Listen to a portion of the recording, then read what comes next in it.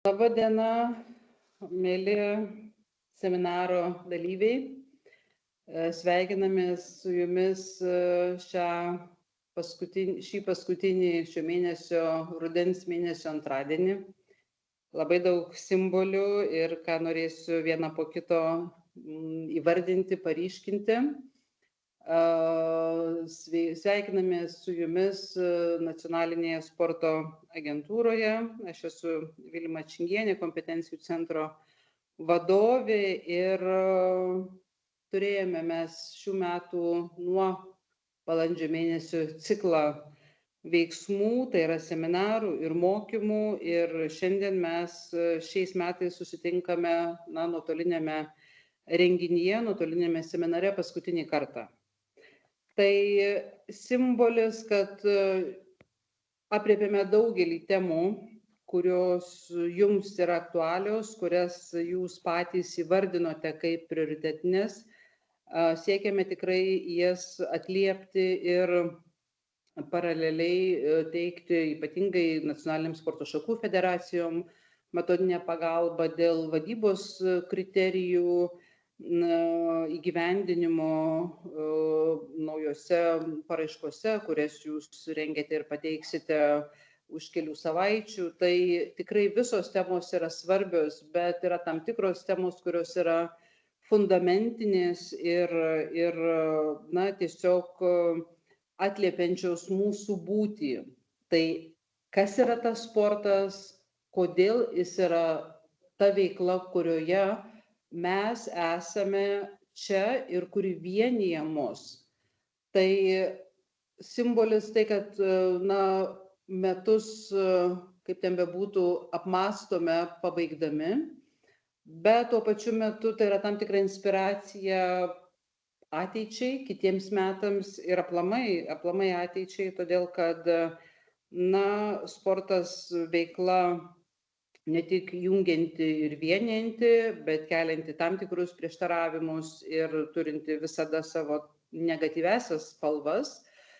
Bet sportas visgi yra džiaugsmas ir veikla ir tai, ties kuo mes visi savo bendruomeniai, sporto bendruomeniai dirbame vardan. Tai tikrai mano tokia trumpa įžanga, aš matyti irgi turėsiu daug kuom pasidalinti ir su šiandienos mūsų prelegentų Dainiumi, bet pirmiausia, įžanginį žodį noriu suteikti agentūros direktoriui Mindaugui Špokui, kaip paprastai. Labą dieną, kolegos, nesinori atimti to brangaus laiko, nes tema yra įdomi ir labai dėkingi esam Dainiai, kad pasirodėte čia pas mus ir pagvildensite tas problemas ir, sakykime, kurasi tą bendrystę. O federacijom turbūt nebūti pasyviom, bandyti paprovokuoti, užduoti klausimus, nes sportas tikrai ir tas judėjimas yra vieninti savybė, vėl turbūt patriotizmo skatinimas ir visi kiti, aš manau, kad Dainius tą ir palies.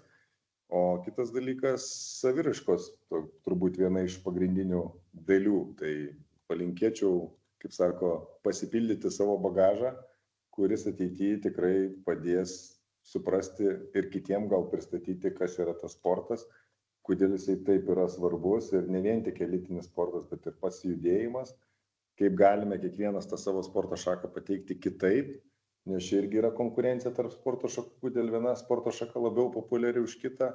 Tai čia turbūt ir istorija, ir rezultatai, ir visi kiti dalykai, bet tikrai galime labai stipriai prisidėti prie sporto šakos populiarimo, bendruomenės augimo, tą, ką turbūt daro jau visos vakarų šalis ir pas mus tas trendas ateina ir ne visada geriausi rezultatai apsprendžia populiariausią sporto šaką. Tai turbūt irgi nepaslaptis, privatūs klubai tikrai yra perpildyti ir tai tikrai nesportuoja vien tik tai mūsų aukščiausio lygio sportininkai ir tas sporto šakas, kurias mes įvardinam kaip populiariausias ar stipriausias. Tai ačiū labai, gero visiems laiko, turėkit gerų emocijų ir gerų klausimų. Tai perdavim žodį. Taip, tai ačiū labai. Tai norėčiau tik tai priminti, kad mes darbuojamės tokiu įprastu formatu.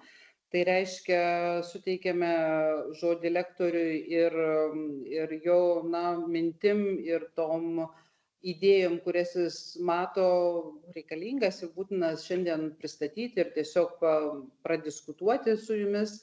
Tai jeigu turėsite klausimų, tai visada ačiū, aišku, tiems, kurie jau pateikėte išankstinius klausimus, visi jie perduoti Dainiui buvo pamąstymui ir arba eigoje, arba po to bus tikrai suteiktas laikas atsakymams. Tačiau jeigu turėsite eigoje klausimus, tai prašome juos fiksuoti ir Albertas sėdi kaip visada šalia ir per pokalbių kambarį juos pateikite ir būtinai, jeigu tik leis laikas, mes juos atsakysime. Ir tiesiog norėčiau priminti ir įvardinti tai, kad mūsų visas šitas laikas skirtas bus įrašomas, rengiamas įrašas ir kaip įprastai jūs agentūros ir kompetencijų centro svetainėje rasite tiek skaidres, kurias pristatys lektorius, tiek ir patį įrašą, kurį visada galėsite patys pasižiūrėti ir kas yra labai svarbu, skleisti savo bendruomenėms ir savo, čia matyti ir savivaldybės prisijungia, ir aukštosios mokyklos, tai skleisti tas gerasias žinias ir savo artimuosiuose bendruomenėse. Tai ačiū labai. Dainiau, prašau, laikas jūsų. Labadiena, sveiki visi. Video formatu. Iš tikrųjų, dėkui už pakvietimą, smagu čia būti, jaučiu didelę atsakomybę. Ir gal keli žodžius dar apie save, prieš pradedant, kaip pristatė mane Vilma, tai esu pats sociologas.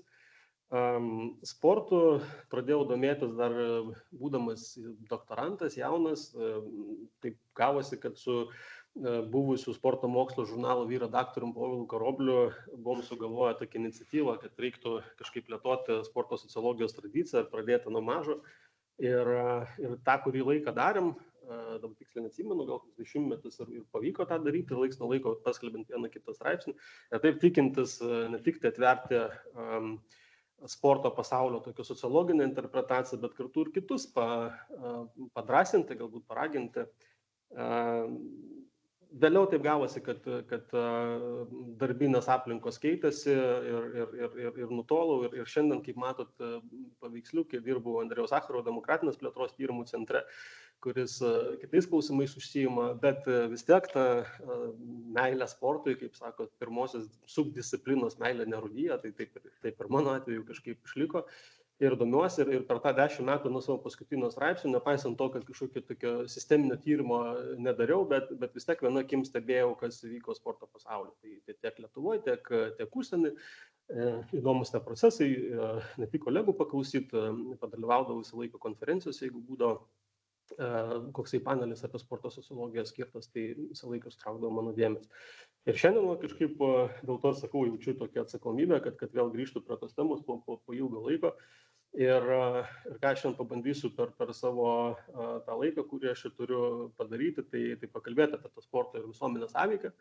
Pirmiausia, aišku, iš tokios sociologinės perspektyvos ir taip žiūrint pagal mano pavardę, aš kaip paukštis, tai bandysiu praskristi aukštai virš tos transformacijos, kurią mes išgyvenom ir kurią dar išgyvenom ir, kaip sakant, kalbėsiu apie tokius makro pokyčių dalykus. Tikslą šiandien tokį suformulavau, kad pabandysim aptarti Lietuvos sporto struktūrinės raidos aplinkybės ir visuomeninio intereso formavimo galimybę.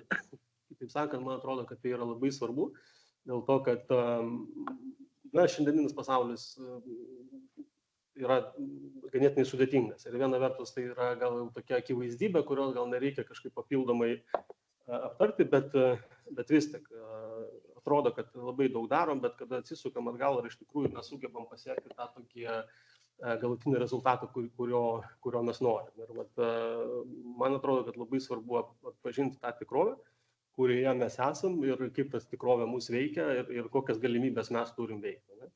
Nes jeigu kalbant apie šitą makro pjūvį, tai mums labai svarbu yra, kad mūsų tikrovė veikia, turi savo tradicijas ir mes kaip Lietuvoje turime savo tradicijas, savo kultūrą ir jeigu mes kažką norim naujo padaryti, tai mums reikia daugelį dalykų įveikti.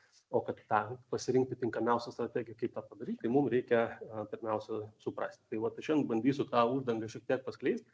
Labai viliuosi, kad bus klausimų, nes kaip minėjau, bus labai įdomu išgirsti jūsų atgalinį ryšį ar tiesiog klausimus, komentarus, ypatingai iš tos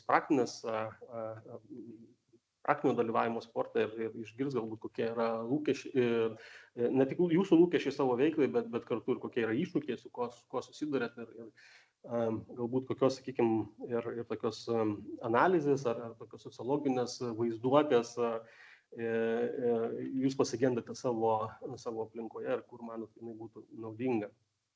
Ir jeigu trumpai, kaip atrodys tas mano kalbėjimas šiandien, tai aš tik suskaidžiau į tokias tris dalis, jos nebus kažkaip labai atskirtos, manau, kažkaip organiškai perėsim, bet trumpai pakalbėsiu apie socialinę kaitą iš tokios sociologinės perspektyvos, kas tai yra, kokias tai pasiekmes turi sportui, tada trumpai perbėgsiu per Lietuvos sporto raidą ir dilemas.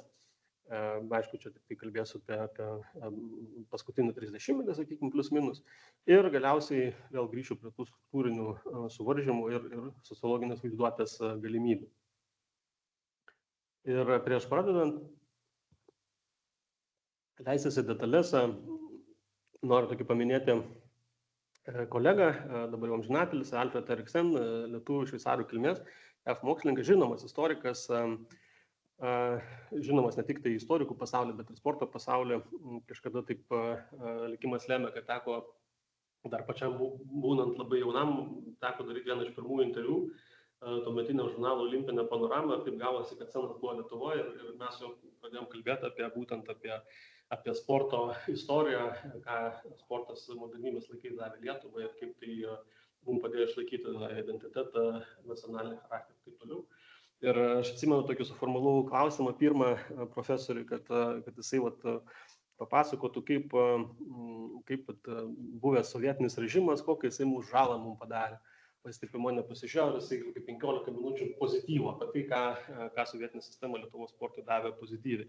Ir jo mintis buvo gana paprasta, kad sako, iš esmės sportas yra savaime neutralus, bet atsidūręs vienoje ar kitoje sociokultūriniai terpėje, jisai prisipildo tam tikrų vertybių ir jisai atlieka tam tikrą vieną ar kitą funkciją.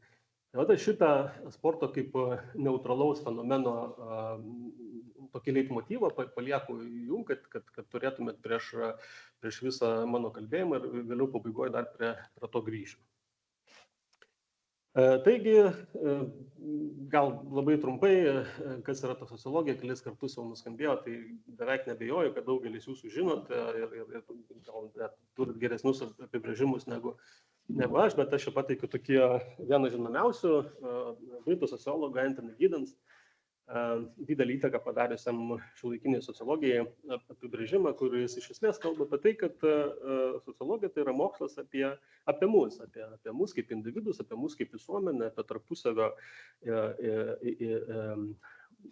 santykius, apie tarpusavio sąveikas, interakcijas, kaip mes tarpusavį bendravom ir kokį mes simbolinį pasaulį gebam susikurti kaip visuomenė, tiek kaip bendruomenė.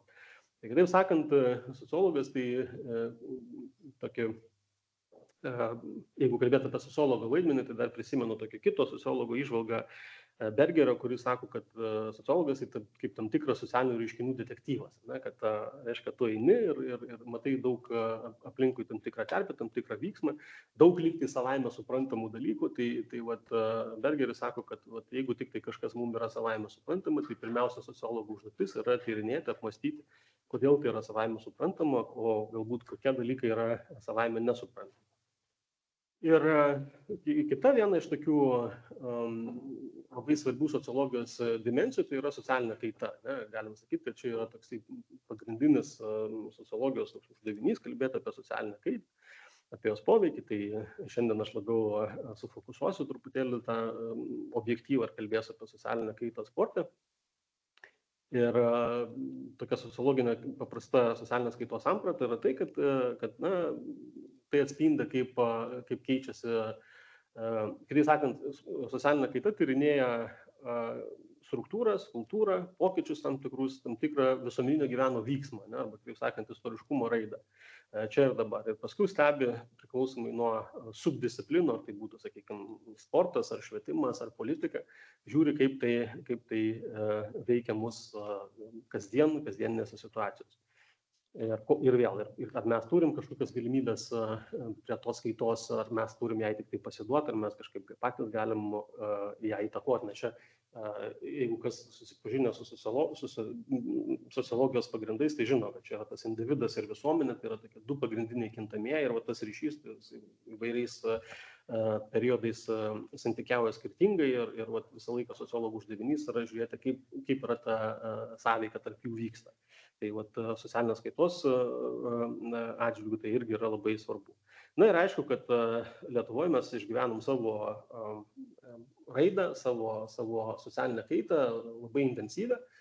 Jeigu vyresnio amžiaus žmonės, mano kartos ar šiek tiek vyresnio, galbūt ir jaunesnio, tai pastebi, kaip viskas greitai keičiasi ir sakykime, nuo pat nepriklausomybės laikų, kuomet mes išėjome iš sovietinės sistemos, jau minėtos, iki paskui, kas vyko nepriklausomybės laikais ir dabar, kaip jau mes esame veikiami globalizacijos. Tai dabar prie to norėčiau trumpai ir sustoti ir pakalbėti apie tos struktūrinius pokyčius, kurie mus ištiko. Tai vienas yra tas, kad jeigu imti, sakykime, nuo nepriklausomybės pradžios arba kelis metus prieš, apie tai, kokią mes sportinę sistemą paveldėjom iš sovietinės sistemos, tai galim sakyti, kad sportas buvo labai stipriai centralizuotas ir instrumentalizuotas. Buvo labai naudojamas propagandiniais tikslais. Tai jeigu atsimena, tai tokie šūkiai, kad reiškia, kada mes išleidžiam rinktinės ar individualius žaidėjus į kažkokius tarptautinius pasirodymus, tai jisai ne tik tai turėjo laimėti kaip tos sistemos produktas, bet dar kartu ir rodyti tos sistemos pranašumą. Tai toks buvo tikslas. Ir kartu, reiškia, jeigu kalbam apie pačią Sovietų sąjungą, apie tas visuomenės, kurios buvo po ta vėliava, tai tenai buvo labai svarbu parodyti, kad, reiškia, sportas mūsų visus integruoja, mūsų visus apjungia. Ir dėl to buvo labai svarbus tas fizinis auklėjimas. Ir sportas natūraliai tapo politinės ideologijos dalimi. Na, čia vėl, ne vien tik tai tas sportas ir ideologijos susijęs labai stipriai ir ne vien tik tai sovietiniai sistemai buvo, bet ir kitos, ypač ten, kur yra režimas. Tai režimui labai svarbu yra kažkaip tai visą laiką ieškoti tam tikrų visuomenę vienijančių plotmių ir paprastai sportas būna vienas iš tų aspektų, per kurį galima labai skleisti savo propagandą. Tai kaip minėjau, tai sovietai tą labai sėkmingai darė, ar bent jau labai norėjo stipriai daryti ir per sportą kūrė savo tą tautų draugystę. Darydavo visokias vietinės sąjungų žaidynės ir taip toliau, kuriuose dalyvavo ir tai buvo deklaruojama, kad visi labai noriai dalyvauja. Tai čia buvo, sakykime, tokia sovietinės sistemos, kaip sovietinės sistemos išnaudojo sportą savo ideologijos rėmui. Visai kas kita buvo, kuomet mes atkūrėm savo nepriklausomybę. Jau, aišku, vėl, kaip minėjau, mano kartos ir šiek tiek vyresnės kartos žmonės prisimena, kad net ir sovietmečių nebuvo viskas taip paprasta ir nebuvo taip, kaip čia, į vieną pusę naudojamas sportas, bet mes ir patys kažkaip gebėjom tą sportą pakreipti priešingą linkme, negu, sakykime, mums tuometinė valdžia norėjo, kad mes jį naudotume. Na ir čia galim prisiminti legendinės, dabar gal jaunesnės kartos kiek primirštas, tai kovas ten, pavyzdžiui, Žalgirio ir CSKA, kuomet tos mum viduj, akivaizdu, kad tai buvo ne vien tik tai krepšinio mūšiai, bet ir tam tikrų, sakykime, kultūrą, ideologijų ir mes visą laiką mėgdavom pabrėžti tą savo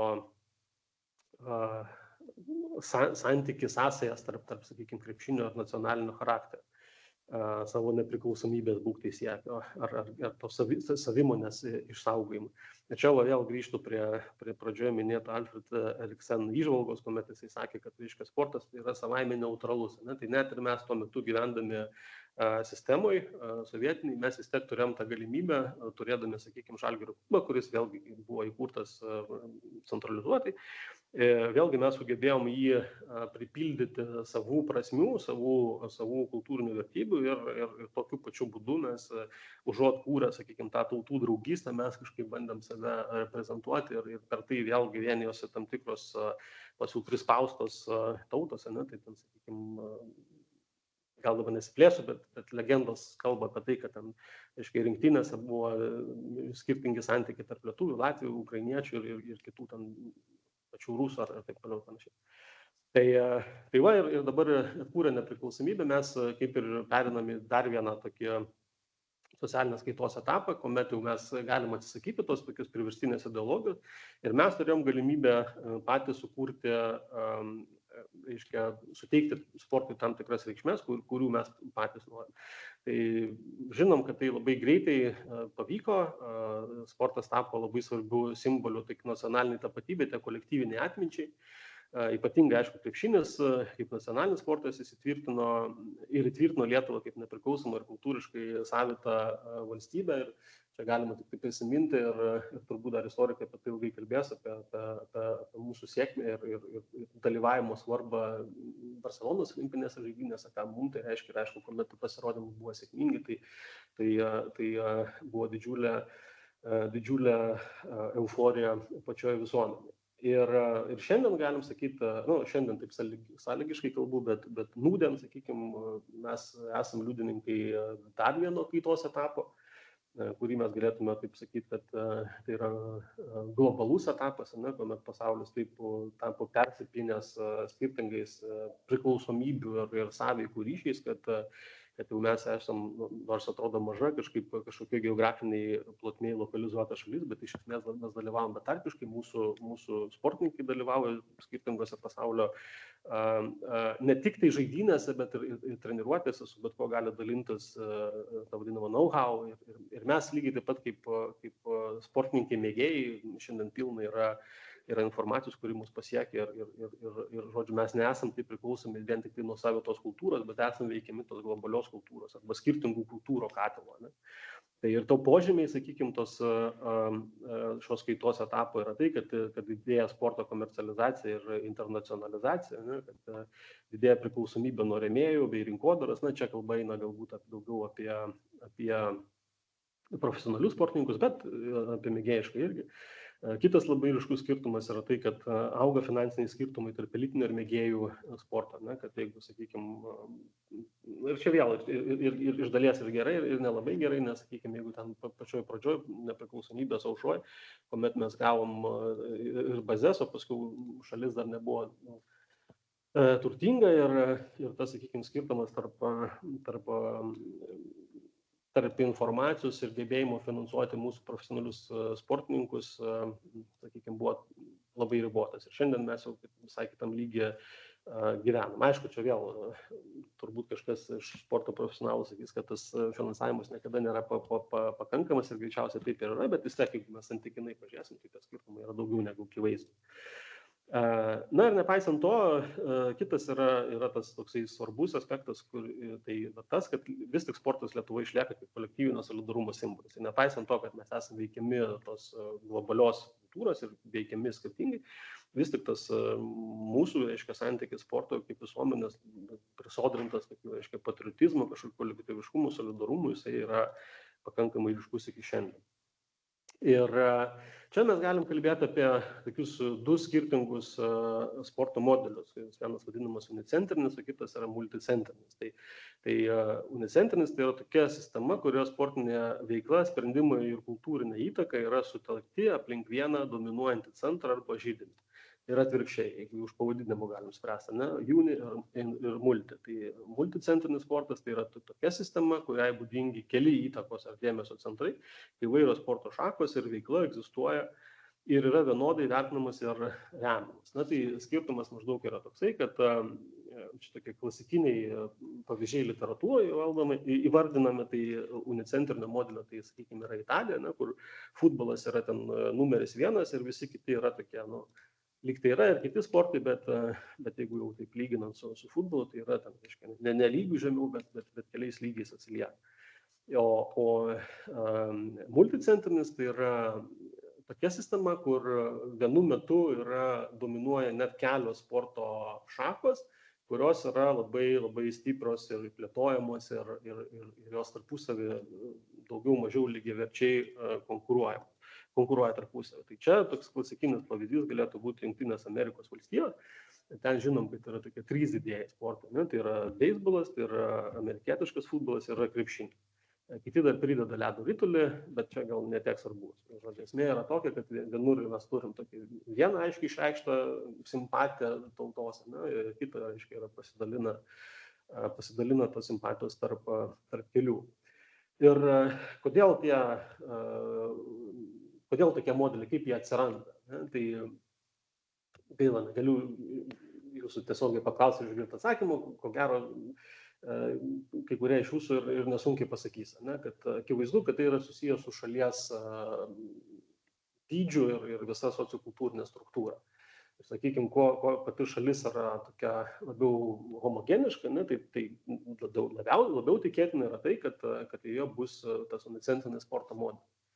Ir atvirkščiai, jeigu šalis yra didelė, net minėjau, Jungtinės Amerikos valstijos, ne, tai sakykime, jos, kaip, nežinau, gal negalim pavadinti imperiją, bet tai yra didžiulė šalis su skirtingom bendrijom, ne. Jeigu kas prisimena imigracijos istoriją, tai ir žino, tai reiškia, kokius sportus skirtingos tautos atnešė ir kaip Amerikai pasiskirsto tos sporto veiklos geografiškai, sakykime.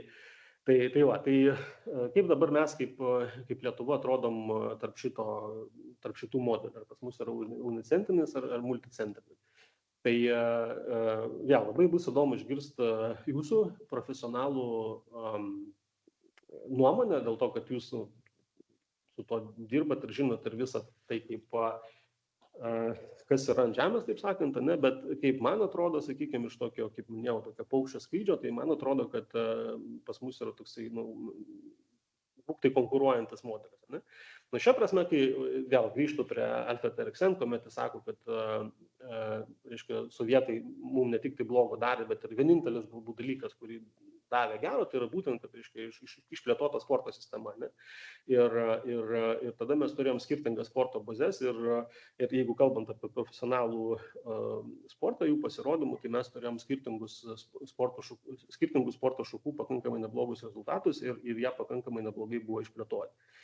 Dabar kas atsitiko, aišku, vėl mes bandom, kiek suprantu, plėtoti skirtingas sporto šakas, bet jeigu žiūrėtume į visuomenę, aš kaip sociologas pagal apibrėžimą pirmiausia žiūriu visuomenę, tai paskui sistemas, tai aišku, kad vis tiek pas mus ima dominuoti krepšinis. Ir tai vėl nėra keista, nes, kaip minėjau, net ir sovietmečių, jeigu tai pažiūrėsi, vis tik tas modelis nebuvo taip vienareikšmiškai išreikštas, kad lyg tai valdžia norėjo tokio multicentrinio modelio, bet mes ko gero turėjom tą vis tiek unicentrinį modelį, kurio bazė buvo krepšinis. Ne? Tai šiandien man atrodo, kad tas irgi yra labai, kad jeigu pažiūrėtume, kokia industrija yra sukurta, ir kalbu ne tik tai apie verslo industriją, bet ir informacinę, sakykime, apie tai kaip ir gal tam tikrą pramoginę netgi industriją. Ne? Tai akivaizdu, kad čia krepšinis pirmoje vietoje ir vėl čia tas yra amžinas klausimas, ar tai gerai ar neblogai, kiek tai resursų nuo kitų sporto šakų atitraukia taip toliau. Ir galbūt prie to truputėlį vėliau grįšime. Ne?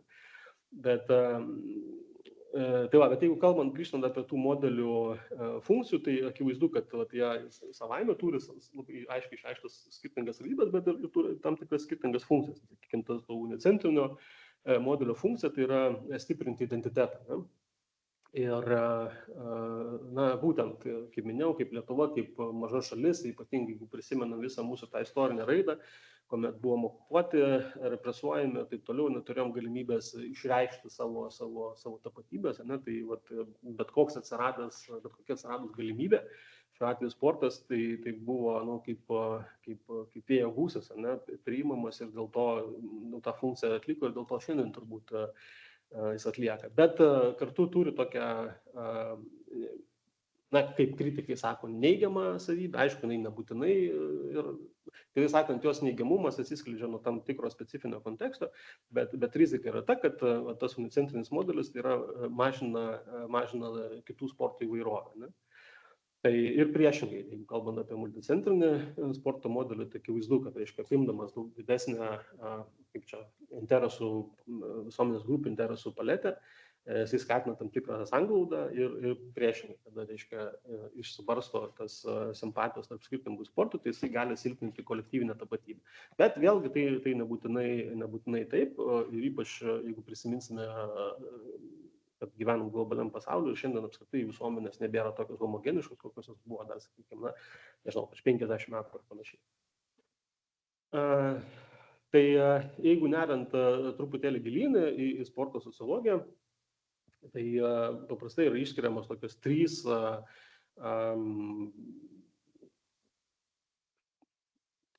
teorinės kryptis, bet kartu ir tokia žiūros kryptis, sakykime, kaip analizuoti sportą. Tai vienas iš jų yra funkcionalizmas, tai sportas suprantamas kaip tikro socialinio solidarumo kūrimo mechanizmas, ypač per nacionalinės pergalės akimirkas ir per kolektyvinę sąmonę. Kitas yra, kada mes analizuojam sportą per konflikto teoriją, tai čia, kuomet kalbam apie ekonominę nelygybę, gali būti tiek tarp elitinio, tiek tarp rekreacinio sporto finansavimo, bet nebūtinai gali būti tiesiog tarp skirtingų socialinių grupių. Na ir ta trečioji yra, kur tas globalizacijos teorijos, kuomet sportas įmamas interpretuoti kaip labiau priklausomas nuo tarptautinių normų, nuo pasaulinės kultūros ir tai keičia vietos sporto tapatybę. Pavyzdys galėtų būti tas pats krepšinis, kad jeigu mes norim laimėti, tai mes prisiperkam gerų žaidėjų ir tada mūsų vietinių žaidėjų ūkdymas nueina į antrą planą ir tas, reiškia, trumpalaikiai perspektyvoje galbūt atrodo suprantama, bet ilgalaikiai perspektyvoje tai turi, aišku, neigiamą tam tikrą konotaciją. Tai šia prasme, sporto sociologija yra tas žvilgsnis yra įvairiopas, aš čia tik tai kelias tokias paliečiau gal pagrindinės žiūros kryptis iš tokios profesionalios pusės ir vėlgi čia taip išsidėstė, kad, reiškia, istoriškai funkcionalizmas buvo tokia ankstyvoji ryški kryptis, paskui perėjo konfliktą ir dabar mes, reiškia, labiau domimės globalizacijos teorijomis.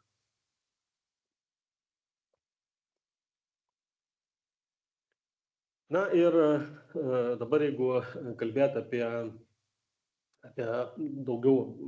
nūdienos situaciją, apie tai, kaip mes šiandien gyvenam, tai čia galbūt priminsiu tokį irgi žinomą lietuvių kilmės amerikiečių sociologo Vytauto Kavolio, kuris šiaip nerašė apie sportą nieko, bet turėjo labai daug unikalų žvilgsnį ir labai domėjosi lietuvybę ir įvairiais lietuviškos kultūros reiškiniai. Ir labai naudodavo tokį įdomų fenomenologinį pjūvį, kad jis paimdavo tam tikrą atvejį ir tą atvejį jisai kaip analizuodavo. Ir vienas iš jų to analizės metodų tai buvo jį talpinti būtent į socialinės kaitos dimensiją ir ieškoti tarp to, kad, reiškia, kaip tas reiškinys buvo paveiktas modernizacijos ir ar ten yra kažkokios nors tradicinės archainės visuomenės apraiškų ar ne. Tai šiuo atveju tas modelis irgi taikytinas yra ir sporto pasauliu, ir čia yra tos pagrindinės dimensijos, kurios veikia sportą, kad tas vienas iš modernios visuomenės bruožų tai yra ta biurokratizacija, kad didėja mūsų noras kažkaip administruoti, o kartu ir prasmė didėja administruoti kažkaip ir įvesti tam tikrą tvarką. Kitas dalykas yra, kad pati visuomenė keičiasi, kad atsiranda tam tikra standartizacija, kad vaidmenys tarp mūsų daugiau mažiau panašėja. Kitas jau visiems gal ir toks pabodęs aspektas, tai yra vartotojiškumas, visuomenės turtėjimas, kada mūsų ekonomika auga, tada mes galim daugiau sau leisti ir tai irgi atsiliepia ir sporto pasauliu labai tiesmukai, pradedant nuo to, kaip mes sportuojam, kokius mes renkamės sporto šakas ir kartu ir aišku, kalbant apie profesionalų sportą, kiek mūsų mokesčių sistema leidžia išplėtoti tam tikras profesionalių sporto rėmimo programas ir panašiai. Kitas dalykas yra tas, kuris vėlgi šiandien yra labai svarbus ir toksai pastebimas, tai yra mokslo sparta. Ir čia tai yra susijęs nebūtinai iš gerosios pusės, dėl to, kad viena vertus atrodo, kad Mes kaip mokslininkai gerai žinom, kad esam spaudžiami publikuoti ir gaminti mokslo produkciją, yra tas šūkis, toksai publish or perish. Bet tas turi ir kitą tokią neigiamą konotaciją, ta prasme, kad mes vis per mažiau laiko turim tada įsigilinti tos mokslo rezultatus, ir kad mes būk taip prioritizuojam mokslo kiekybę versus kokybę. Tai nebūtinai akivaizdu, bet ta tendencija tokia yra. Ir tada tas mokslo mūsų atradimai vėlgi tampa tokie, patikimumas jau tampa ne iki galo aiškus, arba ta mokslo tokia mokslinio žinojimas tampa kaip tam tikra abstrakcija. Lyg tai kažkur kažkas žino, bet kadangi mes ne iki galo pasitikim, kadangi mokslo prestižas yra susvyravęs, tai jo kažkas kalba apie tai, bet kiek tai yra legitimu, kiek tai yra rimta, kiek tai yra atspindi tikrovę, tai neaišku. Ne? Ir paskutinis dalykas yra tas, kad aišku, yra jaučiamas tas visuomenės pagreitėjimas. Nes čia Kavolis sakė senai, jau prieš beveik 30 mečius apie tai, bet tai yra tas pagreitėjimas yra nesibaigiantis. Jisai taip atrodo, kad akumuliuojasi. Kad ir šiandien tada mes kaip visuomenė, mes nenorim kažkaip laukti, nei sakykime, kada žiūrim tų rezultatų. Greitai praskrolinam visas rungtynės, pasižiūrim, bet kartu ir nenorim laukti, sakykime, kažkokių mokslinių tyrimų rezultatų. Kad mes žinom, kad kolegos daro galbūt kažkokį įdomų tyrimą ir tas tyrimas kažkokį galėtų turėti mums praktinę vertę, bet mes neišlaukėm ir tada sakom, mes geriau čia rizikuosim, padarysim kažką taip arba taip. Taip, ir kaip visa tai, tos visos, sakykime, dimensijos, kurios aš čia dabar taip trumpai pristačiau ir aptariau, kaip ta socialinė kaita, viską, koks yra tas įraiška, kaip tai paveikia mūsų kasdien. Tai vienas yra tai, kad visuomenė profesionalėja visose srityse. Ir čia sporto, manau, tas pasaulis yra labai, labai ryškus, nes irgi vėl, kuomet žiūrim ne tik tai į profesionalų sportą, bet net ir mėgėjišką. Jeigu taip, aš kaip stebiu, sakykime, tokia truputį atitolusią akim, matau labai ryškų skirtumą, kad ir kokį sportą paimsim. Nuo bėgimo iki dviračio profesionalėja ten įranga, technikos, sportavimo, domėjimosi galimybės ir taip toliau ir panašiai. Tai tas profesionalumas yra labai, labai pastebimas, bet vėl ir jisai turi tam tikras ribas. Pamenat, sakiau pradžioj, kad sociologų yra užduotis, kad jeigu kažkas lyg tai aišku, savaime suprantama, tai jam reikia visą laiką gilintis ir klausti, ar tikrai tai yra, ar tikrai taip gerai vienareikšmiškai ar ne.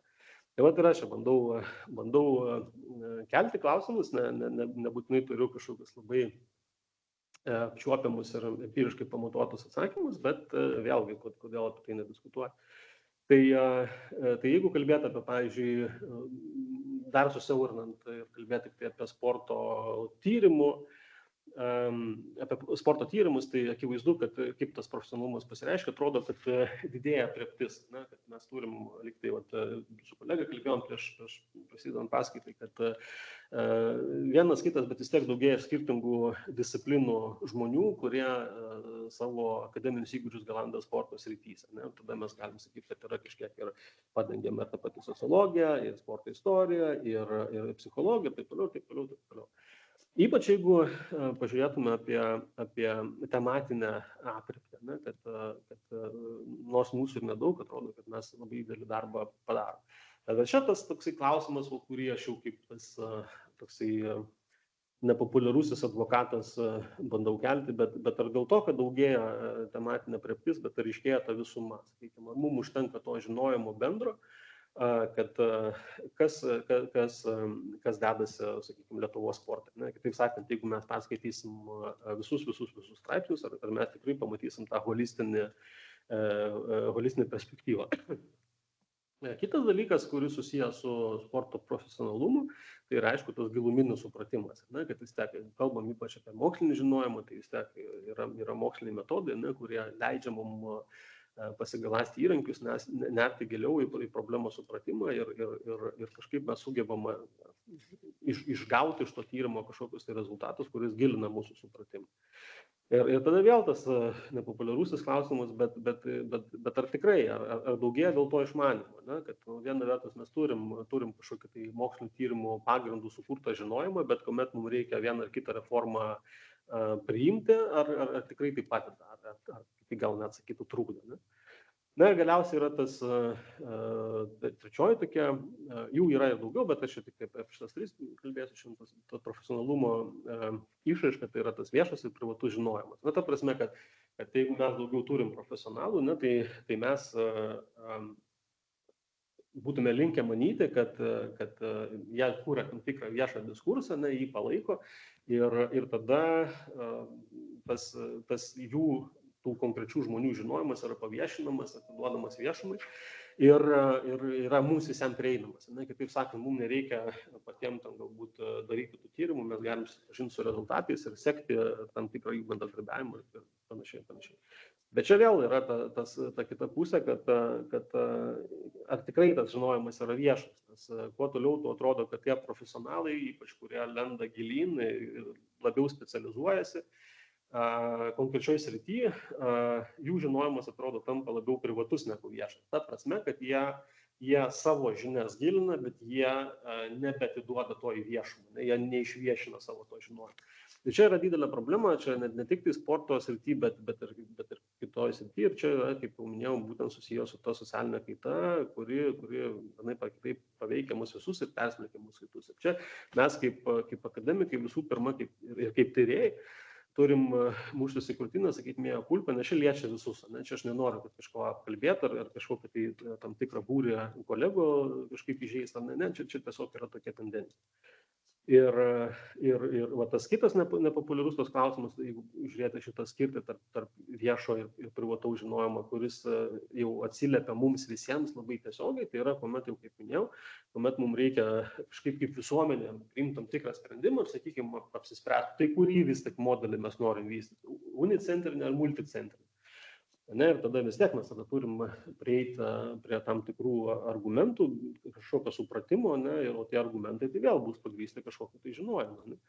Ir tada, kada jau bus tas priimamas sprendimas, tai tada, kaip mes sakysim, kokių interesų jisai bus remiantis tyrimas ir kaip jis bus reprezentuojamas. Ar vis tik siaurų interesų, ar vis tik visuomenės. Ir tada koks tas santykis tarp viešo ir privataus. Čia nesileisiu į pavyzdžius, bet šiemet kažkaip sporto pasaulis buvo, taip gavosi, kad daug visokiausių rinkimų turėjom ir daug visokių viešų diskusijų apie tai vyko ir manau, kad jūs kiekvienas susidarėt savo nuomonę, nes argumentų buvo išsakyta iš tikrųjų daug visokių ir įdomių. Tai va, dabar tada prieinam prie to klausimo, tai gerai, tai yra struktūrinės aplinkybės, mūsų čia ta socialinė struktūra slegia, įkalina visai kitaip kaip veikia. Ir ar mes vis tik turim kažkokią tai pasirinkimo galimybę, ne? Kai sakau, kad mes, tai turiu omeny tiek kaip profesionalus, tiek kaip, sakykime, ir kolektyvinį galbūt veikėją, kažkokias organizacijas ar jų atstovų, tiek ir sporto administratorius, bet tiek ir mūsų pačius kaip individus. Ne? Ir čia dar vieną pavardę jums paminėsiu, tai yra toksai sociologas Charles Wright Mills, kuris 70-mečio berods vidury parašė tokį knygutę The Sociological Imagination, tai sociologinė vaizduotė. Tuomet jo toks knygutės mintis buvo ne tik tai skatinti ir kažkaip parodyti sociologijos privalumus ar svarbą kitų mokslų kontekstą, bet kartu ir pateikti kaip tam tikrą resursą visuomeniai ir atskiriems nariams. Kad jeigu sako, kad jeigu mes kiekvienas bent šiek tiek turėtume tos sociologinės vaizduotės, tai mums tai vienareikšmiškai padėtų. Ne? Tai nuo mūsų priklausys, kaip mes ją panaudosim, kokioj srity ir kokiu lygiu, kaip plačiai, kaip giliai, bet kad tai bus nauda, tai jisai buvo įsitikinęs. Ir tuo pačiu metu, vėl čia gal truputį nukrypstant, bet tuo metu tai Amerikoje ten sociologija apskritai buvo bangos ir labai sociologų studentai buvo mėgiami teisės mokslų. Ta prasme, kad dauguma sociologų, kurie mokėsi kurie baigė sociologiją, vėliau labai buvo laukiami eiti į teisės studijas ir ypatingai, jeigu paskui kažkas rinkdavosi siekti teisėjo profesijos, dėl to, kad, kaip minėjau, ta sociologija duoda tokį platų žvilgsnį, ne, reiškia, atveria to tokį holistinį požiūrį. Ir tas yra svarbu, reiškia, tiek būnant tau kaip teisėjų, reiškia, kaip užtikrint tam tikrą teisingumą, bet ir asmeniškai, ne, kiekvienas mes norim priimti kažkokį tokį racionalesnį sprendimą, kuris kažkaip ar kitaip mums būtų prasmingas. Tai Milsas skyrė tokias dimensijas sociologinės vaizduotės. Jisai sako, kad kuomet mes kaip asmenys gyvenam, mums svarbu prisiminti, kad mūsų asmeninės istorijos yra betarpiškai susijęs su visuomeniniais reikalais. Ir sako, jeigu mes tik tai mes turim kažkokią problemą ir mes norim ją kažkaip įspręsti, sako, mums nereikia pamiršti, kad mes vis tiek gyvenam visuomenėje. O reiškia, visuomenės nariai, skirtingi nariai gali turėti kitokias tas problemas. Ir mums labai svarbu tas kažkaip problemas tarpusavy derinti, o net jeigu mes ir nenorim to derinti, tai mes turim vis tiek suprasti, kur link juda visuomeninė nuomonė. Tai jisai sako, šita akistata, asmeniškumas versus visuomeniškumas yra labai svarbus ir jeigu mes norim kažkaip tai daugiau mažiau teisingai pasielgti, mums visą laiką reikia save įsivertinti iš visuomeninės perspektyvos. Kita dimensija, kurią jisai skyrė, tai yra tokie biografijos ir istorijos susikirtimai. Kuomet jisai sako, kad mes turim šalia sociologinės vaizduotės turim turėti tą tokį istorinį matymą, istorinį pjūvį, ne, kad sako, mes gyvenam tam tikram istorijos laikmetį, tam tikroje vietoje ir jeigu sakykime, mes būtume gyvenę skirtingam istorijos tarpsnė, tai akivaizdu, kad mūsų biografijos būtų skirtingos. Ir šitas supratimas, šitas gebėjimas palyginti savo laikinumą, bet ir kartu santykį su tuo istoriniu laikmečiu vėlgi atveria tam tikrą tau pasirinkimo perspektyvą. Ne? Ir trečia tokia dimensija, kurią jis skyrė, tai yra tokia kritinė perspektyva. Tai šia mintis yra tokia, kaip jau minėjau, kad nepriimti nieko kaip savaime suprantama. Kad, reiškia, visur ieškoti ir kelti klausimą, kodėl yra taip, kaip yra. Ar tai gerai, kaip yra, ar negerai. Ir jeigu negerai, tai kodėl ir galbūt ką aš galiu tai padaryti. Dar viena tai yra tokių socialinių jėgų supratimas, kuomet jis sako, kad būna situacijų, kuomet mes kaip žmonės kažką norim labai padaryti, bet nesugebam, ne, ir mes einam kaltint save. Tai vienu atveju, tai, kaip minėjau, Milsas sako, kad mums būtų gerai, visų pirma, tai išsigaląsios kritinės perspektyvos įgūdžius, bet antra, tai mums svarbu suprasti socialinės jėgas, ne, kaip veikia skirtingos institucijos, kaip veikia tam tikros sistemos, kaip veikia mūsų kultūra, teisinė, politinė sistema, taip toliau. Ir ką Milsas sako, tai jeigu mes daugiau mažiau kažkaip turėsime tas vaizduotės kategorijas ir mes jomis daugiau mažiau kažkaip naudosime, tai jisai sako, kad tai neišvengiamai turės pasekmes ir mum, ir visuomenė. Ta pasekmė bus, reiškia, pasireikš kaip per empatiją ir solidarumą. Ne? Ir sakant, tas sociologinės vaizduotės kategorijos didina tam tikrą žmogišką jautrumą kitiem, ne? Nes tu turi supratimą, kaip pasaulis veikia, koks jisai yra įvairus, ir tu supranti, kad yra kitas žmogus, kad jo situacija taip pat yra skirtinga, kad tau atrodo, kad tavo skirtinga, jam atrodo, kad jo situacija išskirtinė yra. Ir sako, kuo mes daugiau tų dedamųjų savo sprendimuose naudojam, tai tuo mes labiau tampam atjautus. Tai be abejo yra gerai. Ypač jeigu prisiminsim, kad Lietuva nėra labai empatiška šalis, tai tos empatijos lūkestis visą laiką yra didžiulis. Ir paskutinis dalykas tai, kad sako, aišku, tai ir įgalins tam tikrą tavo veiksmingumą, ne, tavo veiklumą, sako, kuo tu daugiau suprasi, kaip veikia aplinkinis pasaulis, tuo tu galėsi priimti tam tikrus sprendimus. Asmeniškai, o net jeigu tu asmeniškai negalėsi jų priimti, tai tada galėsi organizuoti kažkokį kolektyvą, bendruomenę, steigti organizaciją ir toliau. Ir tokiu būdu, reiškia, atstovaudamas savo tą jau kolektyvinę poziciją, galėsi prisidėti prie tos socialinės kaitos krypties ar vyksmo.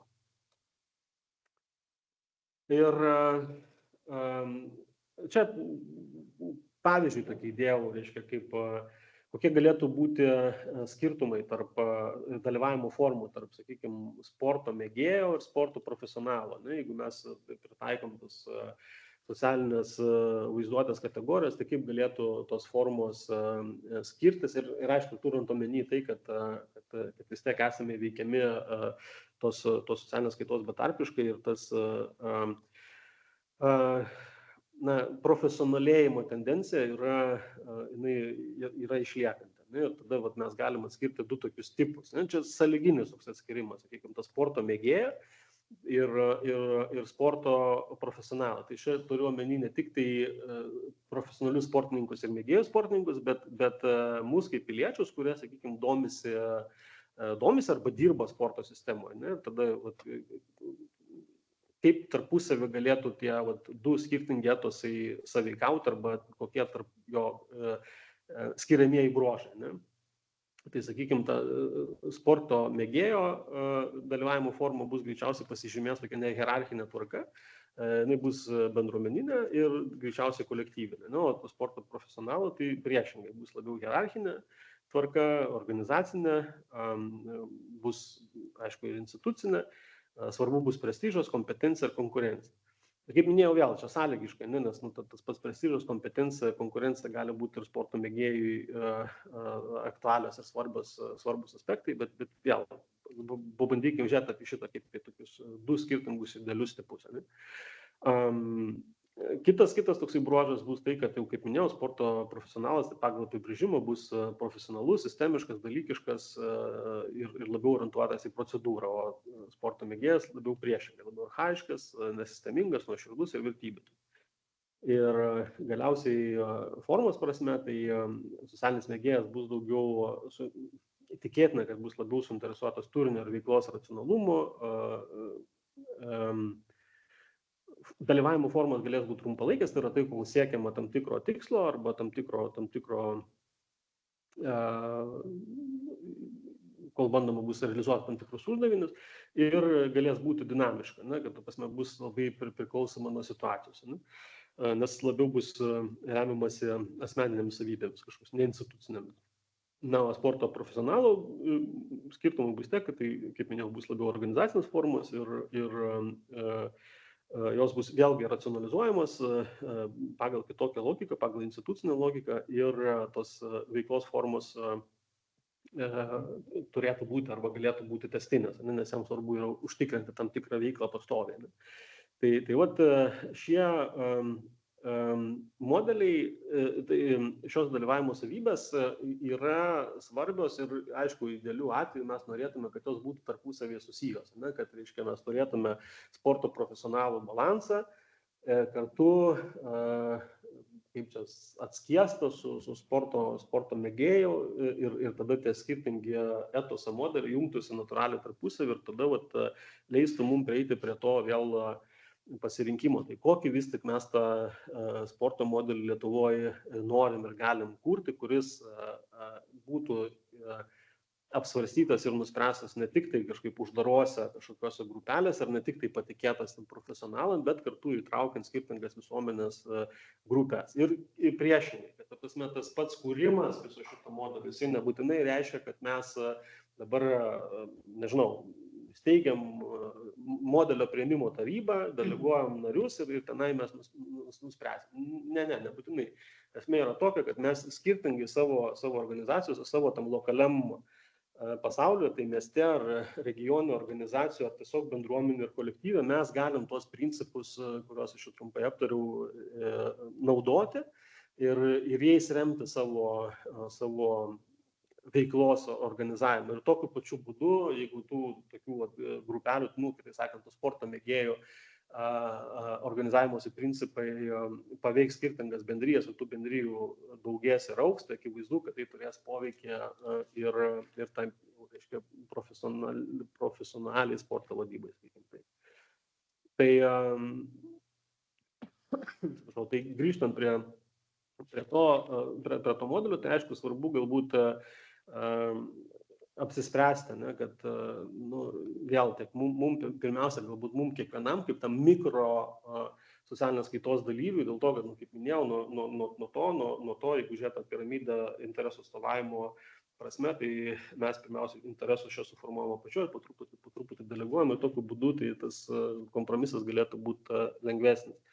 Tai mums svarbu vis tiek yra apsispręsti vis tik, ko mes kaip jau, ne tik kaip iš savo profesijos, ne tik kaip iš savo sporto šakos ar organizacijos varpinę žiūrim, bet visų pirma, kaip mes žiūrim kaip visuomenė. Ne? Ar mes labiau linkę į tą unicentrinį, kur, sakykime, būtų tas ryškus visuomeninis interesas, ar labiau į tą multicentrinį sporto modelį, kur mes sakytume, kad mūsų prioritetas yra sporto įvairovė ir įtraukčiai. Bet kaip minėjau, abiem atvejais tas turi savo rizikas. Tai tas unicentrinio modelio atveju, tai ta rizika yra prarasti įvairovę. Kitas labai galbūt svarbus yra tai, kad mes primetinėsim mėgstamą sportą, ne, kad galbūt, žinai, ir apie Lietuvą galvojant, gal yra žmonių, kurie visai nemėgsta to krepšinio, ir tai, kad žiniasklaida užima visą eterį, galbūt jų atžvilgiu ten nėra iki galo sąžininga. Ir kitas dalykas, aišku, kada mes turim tą unicentrinį, jeigu mes renkamės unicentrinį modelį, tai mums visą laiką labai svarbu yra svarstyti ir kažkaip reflektuoti santykį centralizacijos ir decentralizacijos. Ne? Nes čia vėlgi labai svarbu, nes turint omeny mūsų tą tokią posovietinę tradiciją, mes tą centralizmą suprantam šiek tiek galbūt kitaip negu ten, nežinau, vakarų Europos šalį. Tai vat šitą balansą mums visą laiką reikia kažkaip turėti prieš akis.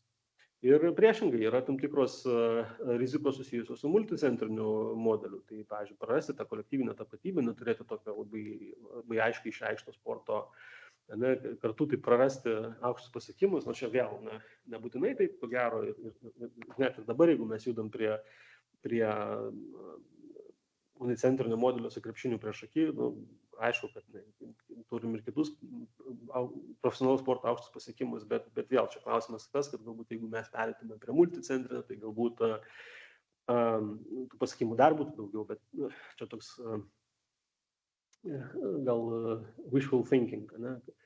Ir dar vienas aspektas yra tai, kad tą minėjau, tai labai svarbu reflektuoti tą skirtumą profesionalumo ir mėgėjiškumo, nes kažkaip Lietuvoje mes irgi dar vis tą mėgėjiškumą taip suprantam kaip tam tikrose ribose, ne, kad mėgėjas tai kaip antiprofesionalas, ne, kad tai nėra kažkoks papildinys, bet tai yra kažkas ne iki galo rimto. Tai sociologiniu požiūriu tai visai yra ne taip ir tiesiog tai yra du skirtingi modeliai, kurie turi savo privalumus, savo trūkumus ir jie yra taikytini tam tikroj apibrėžtoj socialinį tikrovį. Na ir rezumuojant, ką aš jau bandžiau papasakot, nežinau kaip man gavosi, kuo naudinga ta sociologija, kuo tas žvilgsnis galėtų praturtinti, kaip minėjau, kiekvieną iš mūsų, ne tik tai sprendimų priėmėjus, bet ir eilinius narius. Tai, kad jeigu mes kažkaip remiamės to sociologiniu žvilgsniu, tai mes gebam pamatyti tą visumą. Ne? Ir ypač jeigu mes jau visai įmamės praktikuoti sociologinio tyrimo, tai mes labai lengvai galim nuo visumos perėti prie detalių, atvirkščiai nuo detalių prie visumos. Tas tyriminis klodas yra, sakykime, labai potencialiai labai naudingas.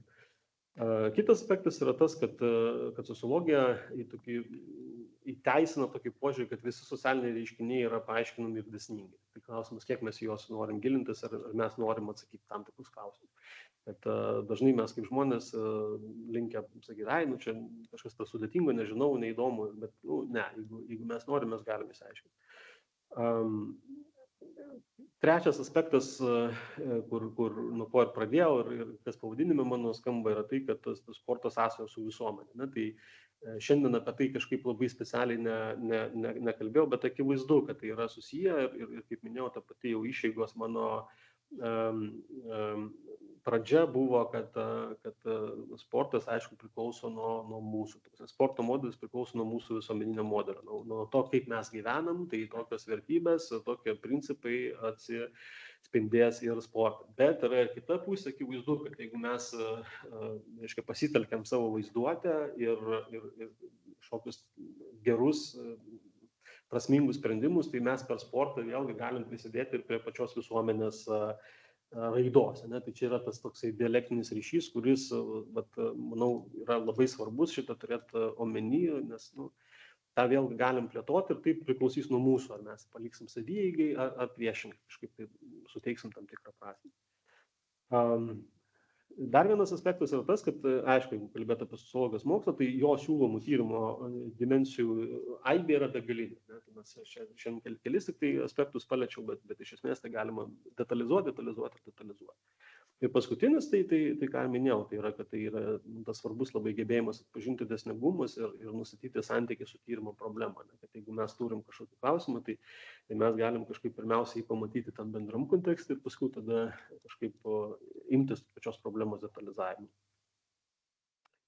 Ir pabaigai dar kaip tos sporto funkcijos yra interpretuojamas jau pačių sociologų, tai vėlgi, kaip minėjau, ta aibė yra įvairi ir žiūra yra vėlgi įvairi. Tai čia, sakykime, jeigu nuo klasiko Durkheimo pradėti, tai sportas gali veikti kaip mechanizmas stiprinantis socialinę integraciją, nes dalyviai įgyja bendras vertybės ir patirtis. Tai kitaip sakant, jeigu, kaip minėjau, jeigu mes imamės kažkaip tai per sportą ar sportui suteikti tam tikras funkcijas, kurios prisidėtų prie mūsų kaip visuomenės raidos, tai akivaizdu, kad mes tą galim padaryti ir sociologija visų pirma dekonstruoja, kaip tai vyksta, bet kartu ir gali pateikti tam tikrus įrankius, kaip tai padaryti. Šiuolaikinis sociologas jau minėtas Giddensas sako, kad sportas yra abipusio veiksmo ir struktūrų rezultatas. Institucijos skatina sportą kaip kolektyvinę veiklą, o individai per šią veiklą kūrė tapatybę ir formuoja tradiciją. Tai jisai sako, kad reiškia, ką aš jau bandžiau šiandien truputėlį praskleisti, tai yra tai, kad yra tas ryšys tarp mūsų kaip individų ir tarp visuomenės ar socialinių struktūrų ar kultūrą. Ir tas ryšys nėra tik tai vienpusis, kad mes esame aktyvi, jeigu mes aktyviai dalyvaujame, tai mes galim keisti tiek ir institucijas, tiek ir vertybės, taip ir panašiai. Tai šitą vėlgi reikia turėti omeny ir tada galim suvokti, kad sportas, tai ypač tų žmonių, kurie dirba sporto lauke, tai yra didžiulis resursas. Jeigu mes sakom, kad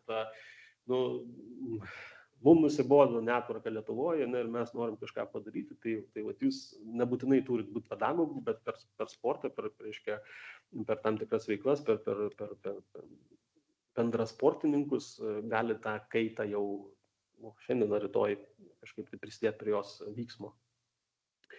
Ir kitas, aišku, aspektas yra tai, kurį Habermasas iškėlė, tai yra, kad ta komunikacinė sporto pusė, arba sporto kaip tam tikro viešumo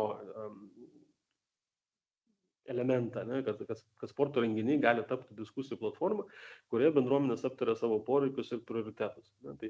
Tai užsiminiau apie rinkimus, galbūt ne visą laiką tie mūsų rinkimus turėjau omeny ne mūsų valdžia, bet skirtingų sporto sričių valdžia. Tai vėl galbūt mes kartais ir truputėlį taip pažiūrim procedūriškai, bet iš esmės tai galėtų būti platforma, kurioje mes kažkaip galėtume labiau angažuotis, kad galėtų būti traukiami ir visuomenės balsai ir turėtų būti traukiami visų pirma.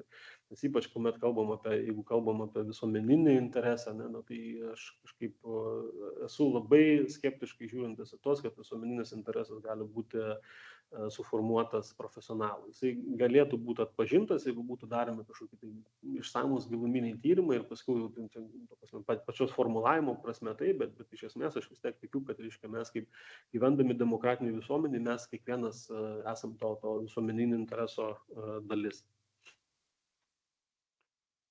Ir pabaigai, koks Lietuvos sporto ateities kursas. Klausimas jums, aš atsakymo neturiu, nežinau. Tik tiek, kad galbūt irgi tokius kelius akcentus pasakyti, kad ką aš bandžiau šiandien parodyti, kad taip, kai ta vyksta, jinai padiktuoja žaidimo sąlygas, bet jinai nėra įkalinanti. Mes kiekvienas galim iš to išsivaduoti ganėtinai nesunkiai ir daryti tai, ką mes norim daryti.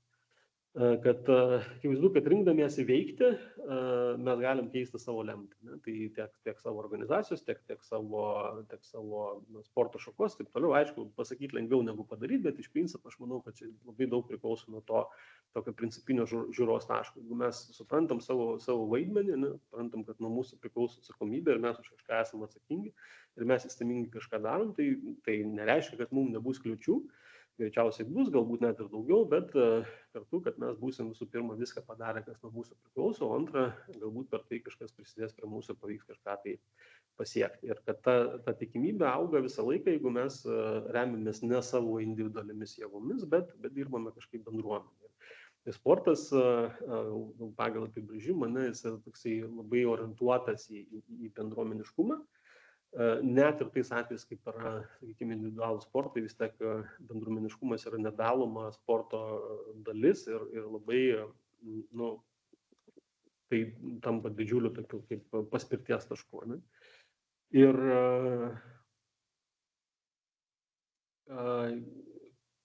ko nedaryti arba kokios galėtų būti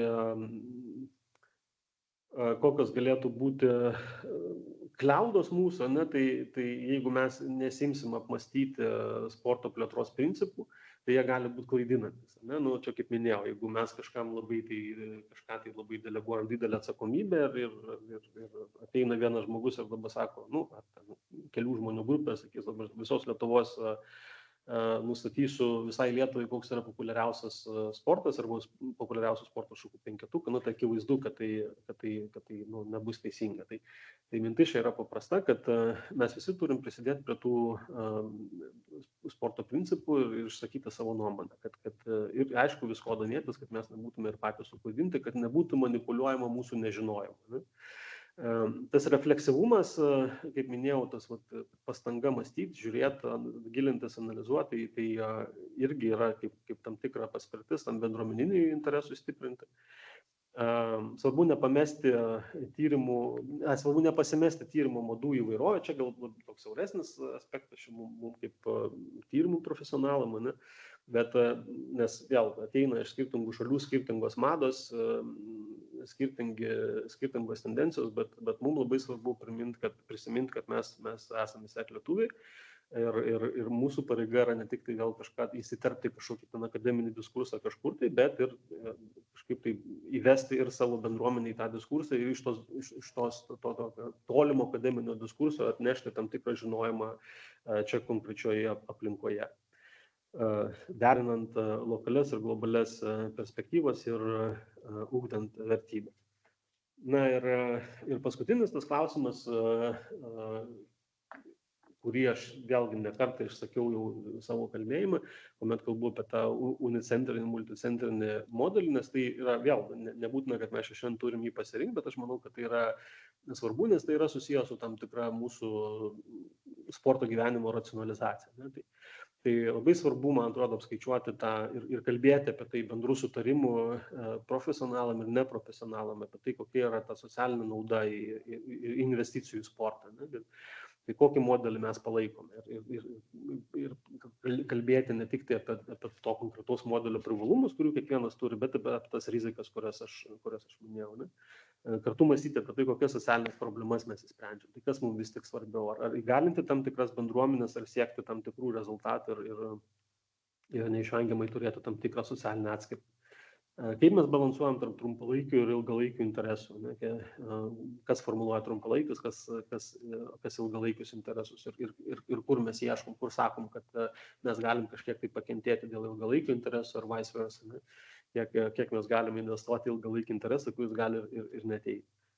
Tai dar vienas aspektas yra tas, kad, vėl kaip minėjau, tas sporto plėtra apskritai yra susijusi su visuomenės interesu ir kuo mes visi būsim labiau suinteresuoti ir turėsim aiškų supratimą apie lūkestį tai sporto plėtrai, tai tuo lengviau mums bus įtikinti ir valdžios atstovus ir investuoti tai mūsų visų mokesčių mokėtojų pinigus. Na ir paskutinis toks dalykas, jau tikrai visai paskutinis, yra tai, kad labai svarbu yra vis tik kalbėti apie tas socialinės atskirties ir bendruomeniškumo stiprinimo tyrimus. Aš, kaip minėjau, šiandien daugiau pateikiau tokią makro lygmens perspektyvą, bet nesirimiau labai konkrečiais empiriniais tyrimais, bet akivaizdu, kad šitą reikia puoselėti, šito reikėtų imtis ir turėti labai aiškę ir pamatuotą tą empiriką, kurią mes galėtume sakyti, kad čia yra tokio lygio problema, o čia yra tokio lygio galimybės. Tai aš baigiau, ačiū uždėmesi ir labai lauksiu jūsų klausimų. Palauk, dar Sakso nepaslėpki Sakso posakio. Taip, ačiū labai, Dainiau, ačiū labai, taip nedera susitaikyti su tokiu pasauliu, koks jis yra, nes jis nėra toks, koks turėtų būti. Jonathano Sakso, vieno iš mąstytojų ir moralės filosofų. Rabino įžvalga, kuri jau mane 2 metus liečia, kažkaip vis ar tinka, ar netinka vis sakyti šitą, nes manau, kad iš esmės tai visą laiką tinka. Dabar taip, kokia lietuvių yra lyg vertimas, aš turiu jo knygą. Moralė. Wow, čia yra topų topas, kolegos. Kam reikia, galiu paskolinti, turiu asmeniškai knygą Moralė, yra visiškai mane užvaldė ir be kita ko buvau aš jo originalios versijos knygos vertimo pristatyme ir to žmogaus, kuris vertimą darė. Na, žodžiu, gilūs dalykai, bet aš atradau daug atsakymų. Taip, tai pirmiausiai tikrai pasinaudoju, ar turim klausimų? Kol kas ne. Pasinaudoju tikrai savo moderavimo teisę, ko paprastai nedarau, bet negaliu nesusiturėti, prisižymėjau krūvą dalykų. Tai pirmiausia taip, ačiū labai, kad jūs grįžote istoriškai į šviesios atminties profesorių Karoblį, kuris, jau dar kartelį aš pasižiūrėjau, kad jis paliko mūsų šitą Marijos žemę, žodžiu, Lietuvą ir pasaulį 2018 metais, tai tiesiog prie visos pagarbos profesoriui ir tikėtina iš dalyvių, kas esate su mumis ir kas žiūrėsite įrašą, tikrai prisiminsite kaip, tokio, pasakyčiau, seno sukirpimo, bet siekiančio modernumo ir jis labai mane taip pat mylėjo ir visada palaikė ir visada duodavo man pamokymų ir tokių paskatų, tokių vidinių inspiracijų. Tai jo, jis turėjo tai ir visada buvo charizmatiškas ir gerai nusiteikęs, tai labai smagu. Aišku, Gidenso skaitiniai, Kavolio ir kitų minėtų autorių, tai vėlgi asmeniškai mano gyvenimą atėjo savo laiku, tikrai aš nesu sociologas, aš esu daugiau vadybos, ekonomikos, bet be to, be paaiškinimo tam tikrų visuomenės sanklodos dalykų, be šitų autorių, niekaip kažkuriam gyvenimo etape tu prie jų anksčiau ir vėliau grįžti. Bet tikrai tikrai tokia intensyvia, aš paprastai lėčiau, bet iš tikrųjų Dainius atidirbo, kaip genys, aš visgi leisiu irgi tą metaforą ir kartu jūsų pavardę, ne, jūs taip tuksenot, žodžiu, intensyviai ir kaip pasakyti, visą apimančiai ir giliai ir plačiai, kad, čia klodai, kur mes bendruomenės, visuomenės žmonės ir taip pat akademinio pasaulio žmonės galim pasimti labai daug. Tai iš tikrųjų, sporto konstruktas ir aš tikrai ne kartą per įvairius savo išsisakymus esu įvardinus, kad sportas, taip, mes esame visi dėl to, vėlgi sportas plačiaja prasme ir fizinis aktyvumas, mėgėjų, profesionalų, viskas plačiaja prasme. Taip, kad sportas tai yra tai, kuris mus vienyje, bet toli gražu jis nėra tikslas, o jis yra priemonė. Ir priemonė, kuri užvaldžiusi yra mūsų visuomenė ir mes turime labai aiškiai suprasti, kas visgi vyksta. Todėl mes, aišku, turime sužinoti, suprasti, aktyvuoti per vertybės principus tuose bendruomenėse, kuriuose mes esam ir, aišku, iš čia gauti daug kūrybinių inspiracijų ir, aišku, supratimo, o kasgi vyksta.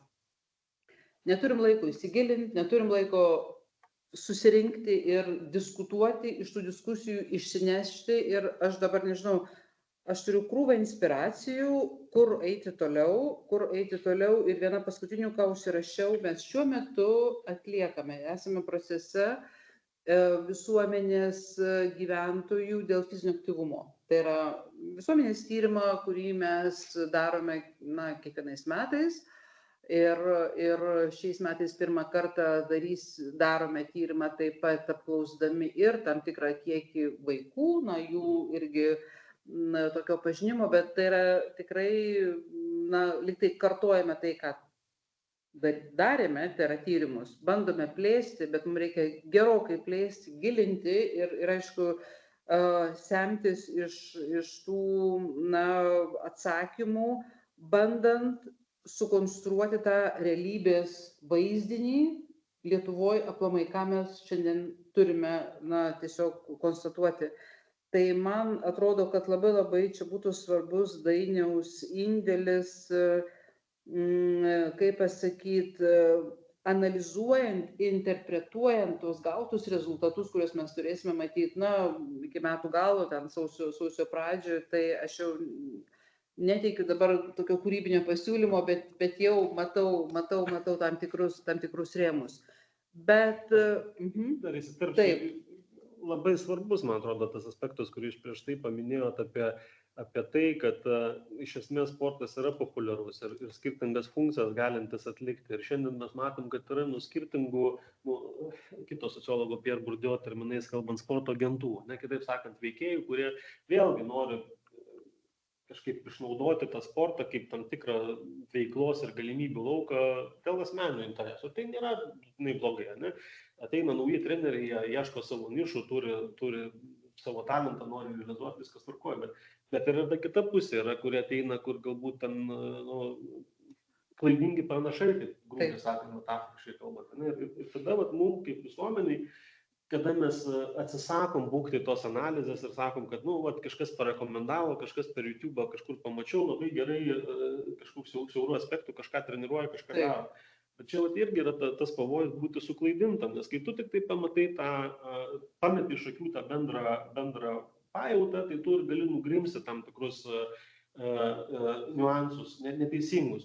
Pažiūrėkim, kas ten darosi su mityba, kas darosi su gatviniais treneriais, kurie viską žino, viską moka, daro ir tai gali net fiziškai sveikatą sugadinti. Jau nekalbant apie tam tikrus politinio lygio procesus. Tai mano ta mintis, ką aš šiandien labai norėjau užakcentuoti, visą laiką, kad viskas tvarkoja, gylis yra tvarkoja, profesionalumas yra tvarkoja, bet visą laiką bandykim nepamesti to tokio platesnio žiūros taško. Taip, nes kai kada jis tai vėl gal atrodo, kam čia reikia, nėra laiko, reikia priimti sprendimus ir toliau, bet aš esu įsitikinęs platesnio žvilgsnio svarba ir aš manau, kad ypač sakau, kai mes kalbam apie kažkokius tai konkrečius projektus ir apie gebėjimus kažkaip atstovauti visuomeninį interesą, ne konkrečių siaurų grupių, bet visuomeninį interesą. To žinojimo vis labiau ir labiau trūksta, argumentų vis ir labiau trūksta ir gebėjimo susitarti vis ir labiau trūksta. Dėl to, kad arba mes esam sulindę labai savo siauras specializacijas, mes nematom tos visumos ir mes net neieškom to bendradarbiavimo galimybių, mes neieškom dialogų. Tai sportas, kaip minėjau, savaime turi tą prodialoginę tokią galimybę, kuri, man atrodo, labai svarbi. Bet tas gebėjimo susitarti ir to visuomeninio intereso atstovavimo, ką vėlgi paliečiat labai svarbiai, mes agentūroje čia stebime tuos procesus ir ne tik stebime, bet patampame tų procesų dalyviais pozityviąja prasme. Mes turime privataus interesų išpildymus, per bendradarbiavimą, sakykime, ten su Gympliusu. Šiandien vakare mes turime iFuture Investment seminarą, į kurį pakviestas Aurelijus Domeika dėl traumų prevencijos programos pristatymo. Tai žodžiu, yra tokie dar kol kas pavieniai, gal ta tokia pradžia tokia pakankamai, sakyčiau, sudėtinga, bet paieškos ir susitarimai ir matymas, kad per tos susitarimus mes įgaunam visiškai kitas prasmes sporte ir juos inspiruojam kaip pavyzdžius ateities kažkokiam tai sprendimam. Bet čia yra labai stipru ir manau, kad ir vietoj, ir laiku, manau, kad mes šiek tiek vėluojam visumoje su raida, socialinė kaip visuomenės ir sporto vaidmeniu. Mes vėluojame ir pirmiausia per tuos supratimus, nežinau, kokia čia ta, kaip sakyti, nematoma ranka, na, jūs Dainiau buvo nubloškę iš to sporto, bet jūs sakot, vis tiek jūs viena akim ten ar pusėkės ir ar širdies esate tame svarbiame visuomenės vystymosi veiksnyje per sportą ir su sportu ir dėl sporto. Tai, na, turim atlikti tam tikrus, matyt, namų darbus, visuomeninius įsipareigojimus ir kažkaip čia reikėtų, matyt, suremti pečius ir nuveikti vardant to bendro intereso, žodžiu, visuomeninio intereso tikrai tam tikrus akcentuotus dalykus, nes vėlgi tikrai auga kartos, joms reikia paaiškinti, pagilinti, išplėtoti ir, na, nesakysi, kad priversti mąstyti. Tu nepriversi, jeigu nebus vidinio to poreikio, bet yra organizacijos, kurios yra atsakingos už tą patį jaunimo ugdymą, už to pačių bendruomenių plėtrą, ne? Vadinasi, jos yra tie instrumentai, per kuriuos tai turi vykti ir mes čia turim būti neabejingi ir joms talkinti šitame kelyje. Aš tik vėl įsiterpt noriu. Būtinai. Aš galvoju, tas yra taip labai svarbu, aš pavyzdį iš asmeninio konteksto, ne, prieš vėl paskutiniais metais, kuomet dar domėjausi sportu, žurnalistai skambindavo, ten kviesdavo padiskutuoti ir kažką paaiškinti, ne, ir tada mano atsakymas buvo, bet žiūrėkit, tai gerai, jūs pagal sritis ten domitės dar kažkaip, bet sakau, kodėl jūs, pavyzdžiui, neįmat šito tokio platesnio, to sociologinio žvilgsnio. Tai jie tada man sakydavo, žinai, čia formatas ne mūsų. Mums vis tiek yra svarbu, gal nebūtinai clickbaitai, bet kažkas, kad būtų skaitimas. Ir gal ir tvarkoja, gal nežinau, iki galo nesu atsakęs šitą klausimą, manau, kad vis tiek tas sociologinis žvilgsnis būtų buvęs pravartu ir jeigu būtų sporto žurnalistika būtų įvairesnė, mes visi nuo to laimėtume. Bet yra kaip yra. Bet kitas dalykas, kurį mes Sakharovo centrą darome, mūsų centras susijęs su demokratija. Ir mes vis tiek, kadangi Sakharovas buvo pats rusas, posovietinė erdvė, už kurią jisai transformacijas demokratinio pasaulio link kariavo pats, mes tą testinumą kažkaip bandom išsaugoti ir dabar žinant tas mūsų imigracijos tendencijas, kad ukrainiečiai, baltarusiai važiuoja Lietuvą ir kažkaip bando iš mūsų jau mokytis tos demokratijos gyvenimo būdą. Mes tokio, čia gal anonsuosiu truputėlį, kūrėm tokią laboratoriją, kur reiškia būtų kursai, būtų modulio principų suformuotas dalykas. Greičiausiai bus 8 paskaitos, 4 bus labiau konceptualios, diskutuojančios dalykus, teorinius, tai vėlgi kaita, istorija, vertybės, toliau, ir 4 bus su labai praktiškais įgūdžiais mokymai, sakykime, workshopai. Nuo medijų analizės, trolių gaudimo, fake news, šito, viskas, kas yra svarbu ir viskas, kas jiems, sakykime, jeigu mes kalbam apie tos demokratijos lyderius, kurie ateityje ten važiuos atgal savo tėviškės ir kurs ant tam tikrą pasaulį, tai jiems mums labai svarbu suteikti. Tai aš galvoju, kad tas modelis ir sportui galėtų irgi būti kažkokiu paleisti kokią nors programą, kuri nebūtinai būtų akredituota, galėtų būti, dažnai, draugijos organizavimo principų paremta. Tas pats Kavolis mėgdavo sakytis, kaip priklausė Santaros šviesos organizacijos, tada, kada jau paklausdavo, kas yra Santaros šviesa, tai sakydavo, reiškia, tai yra nepopuliarių dalykų agentūra. Reiškia, mes matom, ko trūksta Lietuvai ir nepaisant nuo to, koks yra trendas, mes juos bandom kažkaip apmastyti, pateikti toliau. Tai va čia prasme agentūros, aš galvoju, prigimtis yra ne tik kaip agentūros, kaip institucijas, bet kaip metaforos, kad iš visų pusių tie interesai galėtų sueiti ir va čia tas lydinys galėtų būti tirpdama. Ir va tokios programos, čia aišku, off topic, tai pasme mintis jums bekalbant gimė, bet va tokia programa, kur savanoriškai, kaip dabar šiandien žmonės prisijungia, kam įdomu, atėjo pasiklausę, bet kartu tas būtų tam tikras baigtumo jausmas. Tai žino, kad praėję 8 paskaitas gaus tam tikras kompetencijų tam tikrą lygį. Jo, kad jisai, tame dalyvavęs, tą išklausys, jis pakils į kitą žinojimų lygmenį. Tiesiog. Ir gebėjimų. Kartu gebėjimus. Kažkas labai apčiuopiamas. Nes šiandien, sakykime, gal vaizduoti. Tai jūs gal čia skelbsit per kursuok platformą, ne? Ar neaišku? Ne, mes greičiausiai ten, kadangi vėl tai susiję bus. Reikia sekti informaciją ir tada būtinai jiems pasidalinti. Bet bus labai specifinis toks mūsų. Tas toks žiūros kampas, tai aš nežinau, čia visam. Bet galbūt ne visiems. Kaip modelis. Kaip modelis, kuo galėtumėm sekti. Gerai. Tai dabar mes turim tų keletą klausimų iš jau užduotų, aš Dainių, kaip ir minėjau, persiunčiau, gal vieną kitą, na, Albertai, galėtum pagarsinti? Tai tada galim praeiti iš eilės. Jo, tai trumpai, tiesiog be didelių, jo, gal kas dar bus reakcija ir tų, kurie žmonės klauso, nes mes nežinom, kas paklausė, tiesiog. Tai pirmasis buvo tėvų požiūris į vaiko užimtumą sportuojant, bendradarbiavimas su treneriais.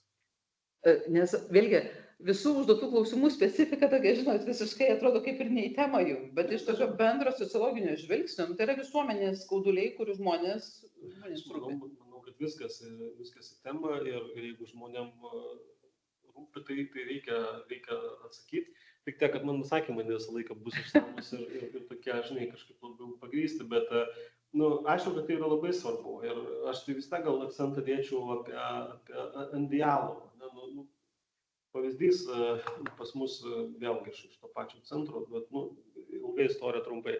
Žodžiu, atvažiavo kitataučiai į mūsų mokyklą ir vaikai ten susidūrė su mokyklai tam tikrom problemom ir juos ten paėmė, surinko iš klasės, atvedė į tuščią auditoriją ir paliko kurį laiką, žodžiu, ir tėvam šokas ir jie nežino, ką daryti ir taip toliau, bet mintis buvo ta, kad visi tie tėvai tų vaikų susimobilizavo, susikontaktavo tarpusavį ir nuėjo pas mokytoją ir nuėjo ne piktybiškai, bet išsiaiškinęs. Ir mano, kada man pasakė, kad istorijos, sakau, žinai, greičiausiai mokytoja turėjo kažkokią mintį taip darydama, ne?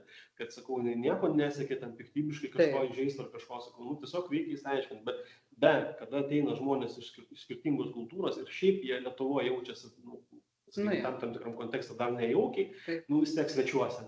Tai kiekvienas toksai, ypač per tavo vaiko prisilietimas, yra hiper tau reakcija iššaukia.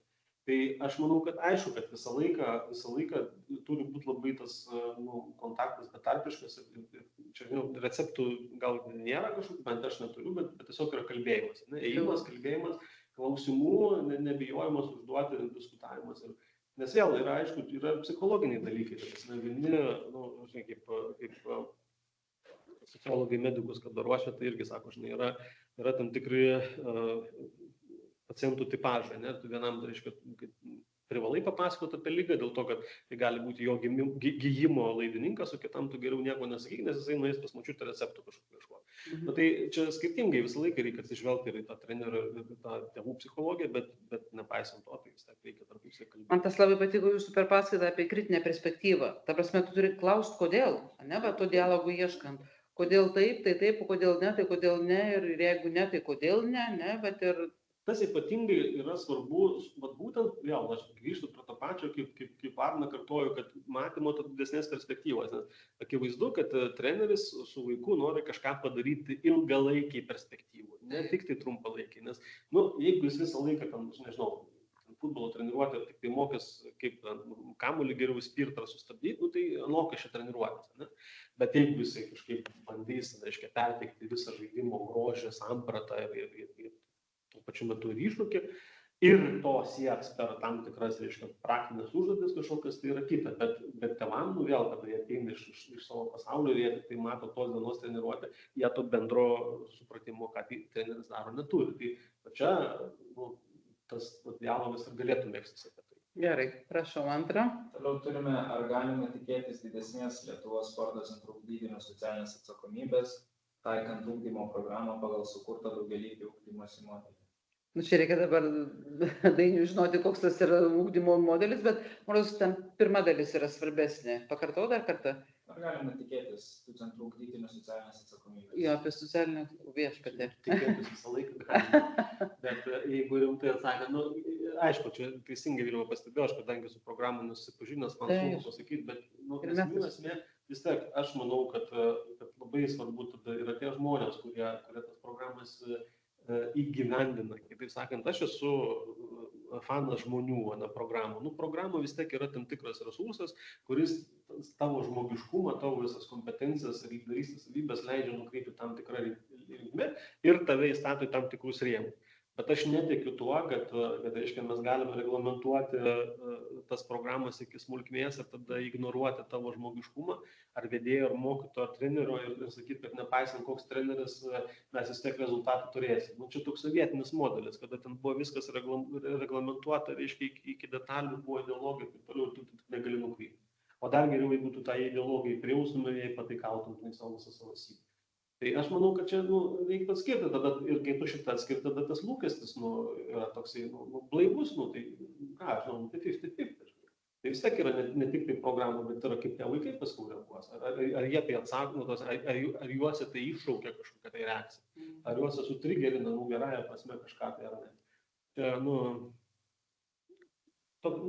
mano sakymas sociofilosofinis.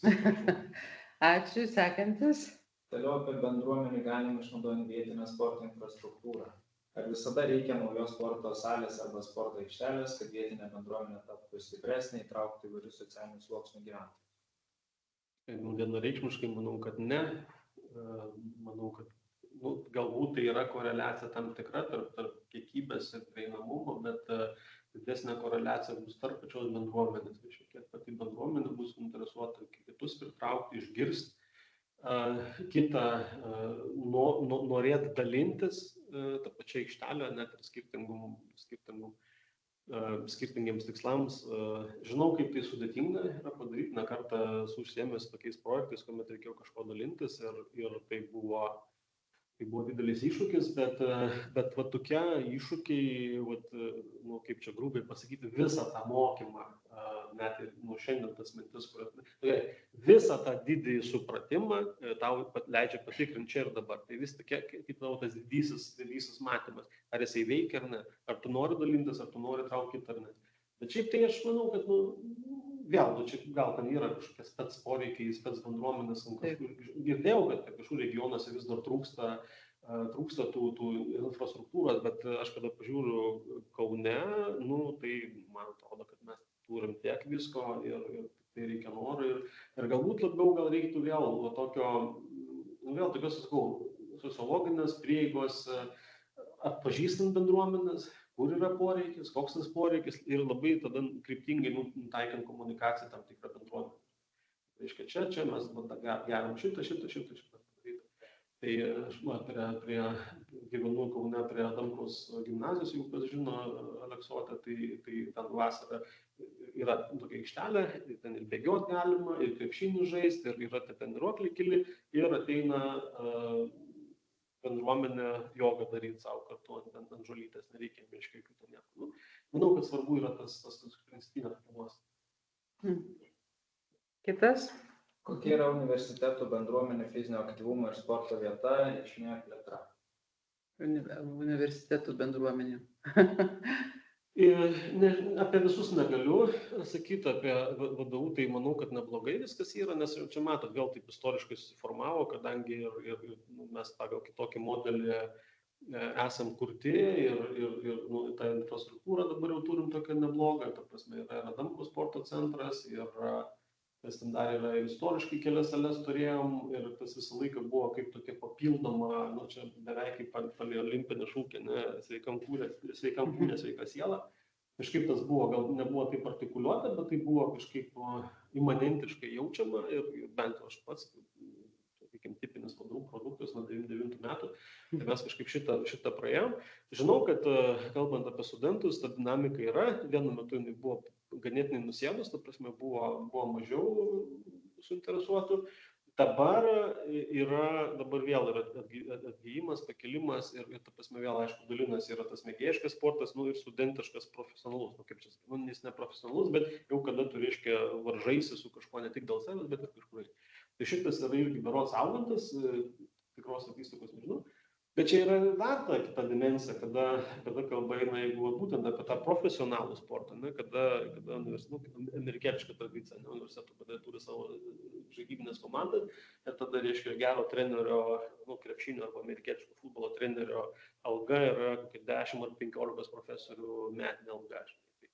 Tai va, bet čia gal ne šito turėjom minėti. Kažkaip Lietuvoje šito mes neturim, likti vienu metu buvo bandymai eiti šito pusę, bet paskui kažkaip, man atrodo, resursai šitas. Taip, gerai, taip. Na ir paskutinis, man atrodo. Ar nemanote, kad fizinio ugdymo pamokos mokyklose yra tapę nepilnavertėmis, kadangi jose nebesimokinama įtraukiant visus klasiokus? Nėra bendruomeniškumo per sportinius renginius mokyklose, pasak klausimo autoriaus, tai nėra populiaru ar įtrauku. Apie mokyklas, kas vyksta mokyklose su ugdymu? Yra labai aktualus klausimas, kažkada savo metu domėjausi, nes vėl turėjau tą nuojautą, kad aišku, tos fizinio lavinimo, kaip tuo metu mes vadinam, pamokos, jos nebuvo jų potencialas išnaudojimo. Ar jis dabar yra, nežinau, sakau, čia geras klausimas tyrimai padaryti, reiktų pasižiūrėti, šiaip tik tai kiek esu stebėjęs, kad vėlgi ateina, keičiasi treneriai, keičiasi karta, ateina nauji fizinio lavinimo mokytojai, kurie ateina su visiškai kitokia samprata. Ir tada, manau, kad tas potencialo turėti tą pozityvų rezultatą turi labai daug ir kažkaip aš viltingai žiūrėčiau, bet yra aišku kiti dalykai, kad dažnai patys žmonės, mūsų vaikai, ne visą laiką nori dėl tam tikrų stereotipų ar dėl kažko, tai šitą reiktų keisti, bet kad ir kaip būtų, aš manau, kad sakau, tos pamokos jūs turi didžiulį potencialą ir ypač jeigu, sakau, mes truputėlį praplėstume sporto sampratą ir įdėtume vieną kitą sociologinę dimensiją, kaip mes galim suprasti ir kaip ir sportą mes galime įvežti žmogui į visuomenę, tai nuskambėsiu gal šventvagiškai, bet aš manau, kad čia panašaus lygio pamoka kaip literatūra, kuomet mes galime eiti skirtingų pasaulio tradiciją, gyvenimo tradiciją, sportavimo tradiciją, kultūrą. Gal naivu tikėtis, kad mes analizuosim istorijos, kultūros ir toliau per se, bet esmėgi kokia yra. Mes galim žaidimą žiūrėti, kaip žaidimas, tas pats futbolas, kaip futbolas žaidžiamas Brazilijoje, kaip žaidžiamas Britanijoje, Vokietijoje, Lietuvoje. Ir čia tada nereikia tau spec sociologinių žinių ar kažko. Čia dar labiau galbūt įdomiau žiūrėti, kad tie patys sportininkai, treneriai šitą kažkaip bando dekonstruoti ir iškelia klausimus kažkokius, kokie yra tie žaidimo elementai skirtumai. Mes labai mėgstam apie krepšinį kalbėti, lietuviškas krepšinį. O kas šiandien pasakys, kas yra lietuviškas krepšinis? Ypatingai su mūsų olimpinių čempionų, tai yra trenerių atėjimo į apsisukus istorijos ratui, į jaunimo ugdymą. Na, čia mes tikrai turim tokį neordinarų sprendimą ir tada būtų geras ir paaiškink, koks tas yra lietuviškas krepšinis. Čia aišku, profesionalų sporto kontekste yra ta kita dimensija, ką aš ir minėjau, kad čia mums reikia rezultatų. Tada mes jau negalim vien tik tai remti savo lietuviškumu, mes turim kažkaip atsižvelgti tas naujausias krepšinio žaidimo tendencijas, imti viską domėn, ruoštis, kaip kiti ruošiasi ir taip toliau. Ir akivaizdu, kad tas mūsų lietuviškas krepšinis prasiskies. Bet kuomet mes kalbam apie pamokas, taigi mes galim žaisti. Pamokas tai yra žaidimas, mes galim žaisti. Šiandien vienaip, kitaip, ir tą supratimą mes galim ugdyti. Taip, tai aš manau, kad turėtumėm jau visiškai turėti pabaigą. Turim tą laiką įprastinį 1:30 minučių ir su klausimais, atsakymais ir ypatingai jeigu dar turėtumėt kažkas iš auditorijos, vėlgi nebūtinai klausimą, galbūt kažkokį komentarą, kokį tai pastebėjimą, kokį tai mums patarimą, kokio tyrimo reikėtų ar tyrimų, būkite jūs irgi tokie proaktyvūs užsakovai. Turiu pasidalinti, aišku, neįvardinant, prieš porą savaičių turėjom vizitą vienos federacijos su atstovaujamu dar kitu asmeniu, 2 asmenų, tokį vizitą. Ir mes labai taip išklausėm ir jie formulavo užsakymą, ko reikėtų padaryti ir padaryti ne vienai federacijai, jie atstovavo kelias federacijas. Ir ką reikėtų sukurti, kokius pagalbinius įrankius, dokumentus ir panašiai. Tai ir kaip sakom, tas, valdymas iš viršaus į apačią arba iš apačios į viršų, tai yra žinojimo ir pajutimo, kokie yra tie probleminiai taškai, kurie jūs neramina ir neramina jūsų bendruomenėse, regionuose, miestuose, organizacijose. Tai mums tikrai yra svarbus signalai, kuriuos mes fiksuojame ir tada, vėlgi, planuojam veiklas, planuojam biudžetus tai tikrai kiti metai bus, na, galbūt netokie įdomus, na, ta prasme, ne olimpiniai metai, bet po olimpiniai metai ir vėl naujas ciklas, ne Europos čempionatai, pasaulio ir mes tą, kaip sakyt, muziką sukam ir sukam keturmečiam cikle, bet kokiu atveju mes gyvenam tais olimpiniais ciklais. Bet, kaip jau ir nekartą Dainius įvardino, sportas tikrai nėra vien tik tai meistriškumas ir tą pamatą, kurį mes kūrėme, pradedant nuo darželio, mokyklos, universiteto ir tada suaugę, vėlgi išėję į savo darbo gyvenimo rinkas, mes ieškome tų judėjimo formų ir galimybių ir būrėmės į kitas veiklas ir kitas bendruomenės. Tai būkite aktyvūs. Mums jūsų vertinimas per pateiktas anketas vertinimų visada yra svarbus ir ta dalis, kurią paliekame, na, jūsų išsisakymam, ką dar norėtumėte ateityje, na, sužinoti, pasigilinti ir kas būtų jums įdomu padiskutuoti, nekalbant jau apie tam tikrą modelio sukūrimą ir va, tokių tam tikrų kompetencijų išugdymo. Tai yra tikrai puikia mintis ir tikrai mes prie šitų klausimų dar ne kartą grįšime ir dirbsime, kad na, ta visuotinis ir visuomeninis interesas būtų atstovėtas ir na, vystysimės ir atliepiant į lūkesčius, tikėsimės ir ateityje malonių susitikimų įvairiomis temomis. Tai ačiū visiems labai, baigiame įrašą ir iki kitų susitikimų.